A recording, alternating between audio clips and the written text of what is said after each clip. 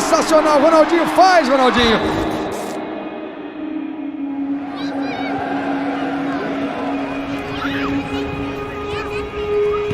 Primeira memória, a bola. A bola, eu posso dizer que é o grande amor da minha vida. Quando eu tô com a bola, o mundo para.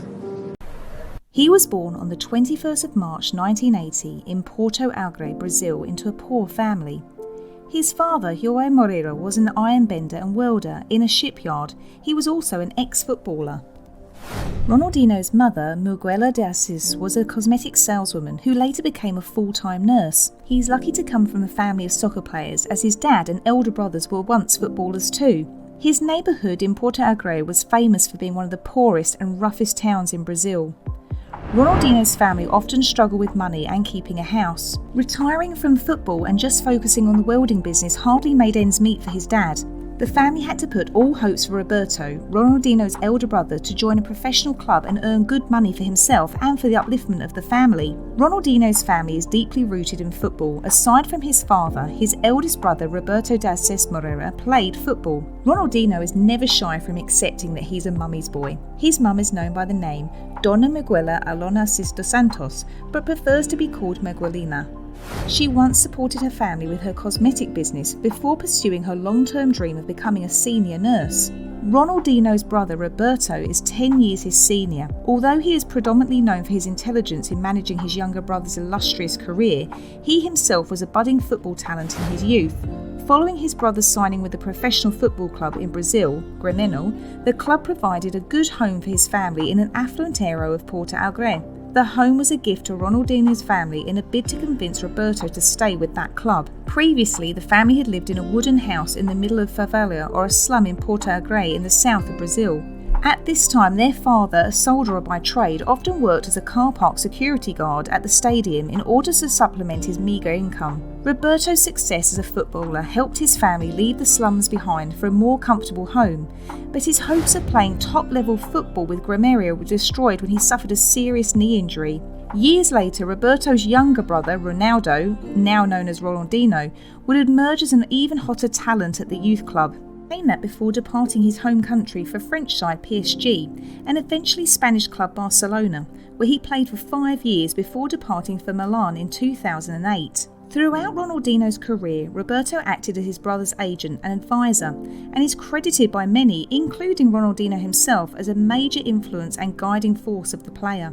During his acceptance speech after receiving the FIFA World Player of the Year award for a second consecutive year in December 2005, Ronaldinho paid tribute to his brother. He said, "Roberto, my idol, he's been through a lot and has helped me every step of the way. He's encouraged me to never ever stop trying." Ronaldinho was inspired by his elder brother and began taking football really seriously at the age of 7. He spent most of his childhood performing one-on-one training with his brother in his relatively poor neighbourhood. Roberto saw the future in his younger brother and acted on it by creating daily training sessions for him. He started out by taking little Ronaldinho to the field after his training session had ended. On a few occasions, he would even miss his own training just to make time to train his little brother. According to Ronaldinho, "Roberto forced me to make as much as 500 juggles each time. He stood to watch me do it and would never go until I had completed it. This took all the fun out of it for me, and at that age made me very angry. I cried. I didn't understand, but later I understood what he wanted." His brother taught him the practice of ball dribbling and handling on both ground and air, knowing how to bend his knees while dribbling, learning not to stare at the ball, learning how to perform moves while at least 1 metre from an opponent, and learning how to accelerate after every move. At the age of 7, Ronaldinho could dribble the ball hard, head up balls with precision, and had amazing ball control whilst using his imagination. Training outside his comfort zone surely made Ronaldinho develop skills he never thought he had in him. This stage was the foundation for most of his skills. Ronaldinho actually transferred these skills to futsal and not soccer. It was his shift from futsal to soccer that brought a turning point to his life as a footballer. He always idolised his father, even after his death. His father was one of the most important people for him and his career, even though he died when he was very young. His father's death is a sad event that happened in January of 1989. It was a dark month when Ronaldinho lost his first coach. What led to his father's death? Ronaldinho's elder brother Roberto made money from his contract extension with his club Grêmio football team. He bought a mansion and made his family leave their old house to the luxurious house which actually had a swimming pool. On that fateful day when Roberto returned from training for a family gathering to celebrate both of his 18th birthday and his parents' anniversary, he got the shock of his life. He found that his father had suffered a fatal heart attack while swimming. Ronaldinho was just 8 years old at the time. According to Ronaldinho, my dad gave me some of the best advice I've ever had. Off the field, he told me to do the right thing and to be an honest, straight-up person. And on the field, he always told me to play soccer as simply as possible. He always said one of the most complicated things you can do is to play it simple. Ronaldinho has often credited his elder brother Roberto for stepping in to serve as a father figure for him after their loss. After their father's death, it was Roberto who took an extra responsibility for the family. He took care of Ronaldinho and his other kid brothers with the money that he earned from football. Unfortunately, his own promising career was put to an abrupt end due to a serious injury that he sustained while playing for his club. Ronaldinho feared his family would be poor again after an end to his brother's career. Getting injured meant that Roberto could no longer play and earn enough money to keep up with their living standard. This was a difficult time for Ronaldinho, a time that he had to step up and make things work. At this point, he was determined to make it, and make it quick. He had to apply enough effort in football. He had to get that national and global attention he felt was part of his destiny. Ronaldinho started off by making a regular partaker of both futsal and soccer games. Futsal is an offshoot of soccer played indoors on a hard court surface and with only 5 players on each side. It took less time than he planned before he started gaining attention. Early fans knew him as the smallest and best kid who could regularly perform the Brazilian samba style in both futsal and outdoor soccer games.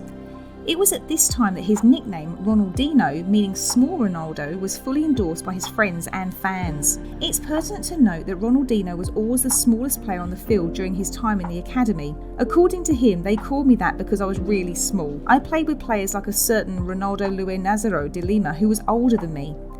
As people observed there was another Ronaldo who was bigger, better and older, they decided to call me Ronaldinho. I accepted it because I respected him and I was younger. Most times Ronaldinho's youth teams had to make do with makeshift playing fields. The only grass on the field was in the corner, Ronaldinho remembers. There was no grass in the middle, it was just sand. His early experiences with futsal helped shape his unique playing style, marked by improving his remarkable touch and cruise control on the ball, which he learnt from his elder brother Roberto. Ronaldinho once said, "A lot of the moves that I make originate from futsal and was taught to me by my brother Roberto. In the peak of my playing days, my ball control was pretty similar to a futsal player's control." Ronaldinho also took his time studying past great players such as Diego Maradona, Pelé, Zico and Rivelino, and kept dreaming of following in their footsteps. That time finally came for Ronaldinho. He was awarded as Brazil's most talented youth soccer player when he scored a ridiculous 23 goals in a single game at the tender age of only 13. His wonder goals led his team to a major junior championship. Also, that turning point came in 1997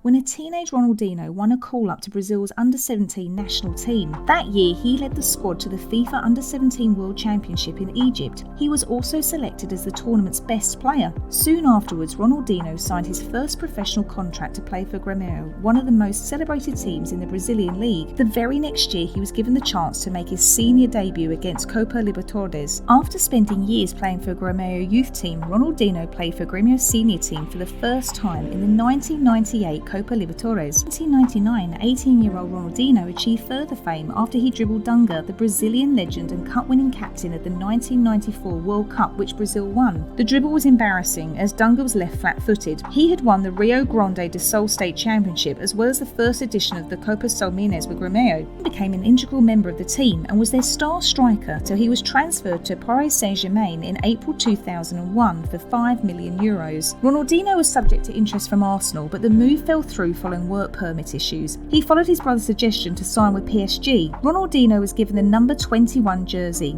In this first season at PSG, Ronaldinho was in amazing form, scoring several goals that led PSG to the Coupe de Ligue semi-finals. His success in the club wasn't enough for the manager Luis Fernando, who complained that Ronaldinho was focused on Paris nightlife and never returned to the club early enough after his scheduled holidays. But despite the complaints, Ronaldinho returned to PSG for his second season and was given the number 10 jersey. He went on to score the goal of the season chosen by fans and led the club to the Coupe de France final where they lost to Auxerre. But Ronaldinho's top form was not sufficient for PSG as they finished in 11th place in the league and did not qualify for any European tournament, which led to Ronaldinho declaring his intention to actually leave the club. In 2003, Ronaldinho announced that he was ready to leave Paris Saint-Germain and a heated bidding war for his professional commitment began.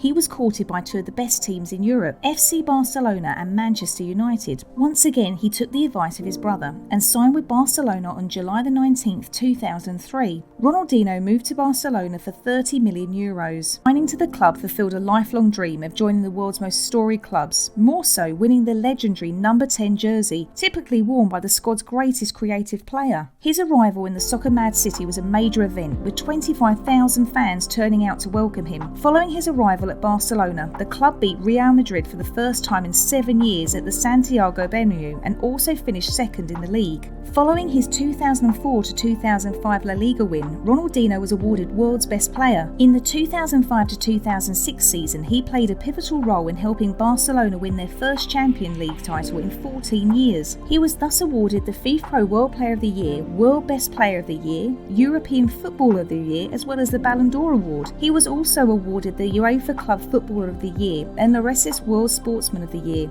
Following a spectacular 2005 to 2006 season, he played for 2 more seasons for Barcelona, where he recorded astounding results before he left to AC Milan. Ronaldinho agreed to €22.5 million per season deal for 3 years with AC Milan after turning down an offer from Manchester City. Following his arrival at the club, he was given the number 80 jersey. He started out for the club in good form, but his form began to decline as the season ended. His decline in form was said to be as a result of his interest in nightclubbing as well as lack of dedication in training. He started his second season slowly but regained form afterwards and ended the season top of the assist charts in the Series A. Ronaldinho left Milan half-season in the 2010 to 2011 season after he scored a goal in 16 appearances. Milan won the Series A, and even though he left the club way after they won the league, he was also eligible for the medal. After it was obvious that Ronaldinho would be transferred from Milan, news emerged that he may move to former club Grêmio or other clubs, but he moved to Flamengo and 20,000 fans attended his unveiling ceremony. Ronaldinho proved to be a very integral player in the Flamengo team, as he helped the club win the Taco Gramara, the Campeonato Careta and the Categoria titles. Despite the success, within the first year after his contract with Flamengo,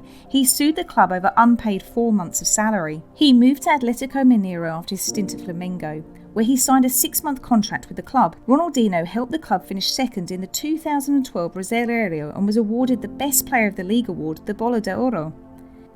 The following year, he won the Campeonato Mineiro and the club's first Copa Libertadores titles. He was thus awarded the 2013 South American Footballer of the Year. Ronaldinho also played at the 2013 Club World Cup but lost out in the semi-finals. His last trophy won at Mineiro was the Recopa Sudamericana 2014, after which he left the club by mutual agreement. Following his move from Mineiro, Ronaldinho received several offers from various teams across the world, but chose to play for Querétaro, a Mexican team. In April 2015, in a game against the Liga MX defending champion America, he scored a goal which brought him to tears as he was given a standing ovation, a second time that this had happened in his career. After the match, Ronaldinho stated in an interview, "It is an emotion to live more. I've had an ovation before and now again here. I never imagined this. It's something that makes me like Mexico even more and I feel right at home here." In June 2015, he announced he'd be leaving the club. In July 2015, he signed an 18-month deal with Brazilian club Fluminense, but after failing to impress, which sparked criticism from fans, he terminated his contract with the club via mutual agreement. Following that, he went on to play futsal in an Indian Premier Futsal League Goa 5, along with other football greats such as Ryan Giggs, Hernan Crespo and Paul Scholes. In January 2018, he declared his intention to retire from football. While playing with PSG, Ronaldinho continued to appear with the Brazilian national team in international tournament play. His performance made him selected the 2002 World Cup. During the 2002 World Cup, he was part of a formidable trio known known as the 3 Rs, Ronaldinho, Ronaldo and Rivaldo, who helped Brazil win the title that year. His 30-yard kick that landed in the net during the quarter-final against England was one of the event's highlights. After failing to win the 2003 Confederation Cup, he captained Brazil to its second Confederations Cup win in 2005. His hope of a second World Cup title was destroyed following a quarter-final loss to France in the 2008 Olympics. Prior to his retirement from international football, he was not called to play at the 2010 and 2014 World Cups. Ronaldinho's brother Roberto acts as his manager, while his sister handles his press affairs. Ronaldinho married Brazilian dancer in February 2005, who gave birth to a son named after his late father, Ioides Moreira. He also married a second wife, Priscilla Colo, who left her studies to live with him. She sued him for 1/3 of his earnings between 2012 to 2018. Ronaldinho has enjoyed lucrative sponsorships and endorsement deals with top brands such as Nike, Coca-Cola, Pepsi,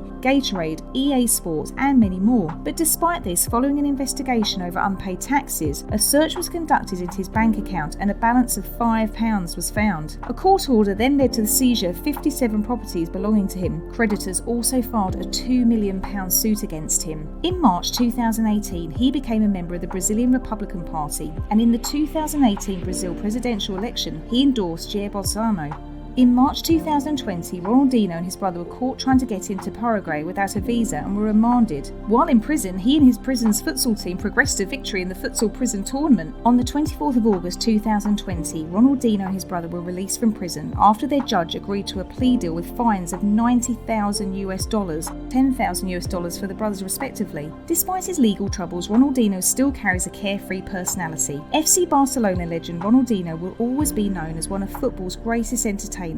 But perhaps the Brazilian enjoyed most of his time off the field rather than on it. Off the field, he is known to be a man who has eyes for nice cars. The football magician is a self-confessed car fanatic and has been spotted driving several exotic cars.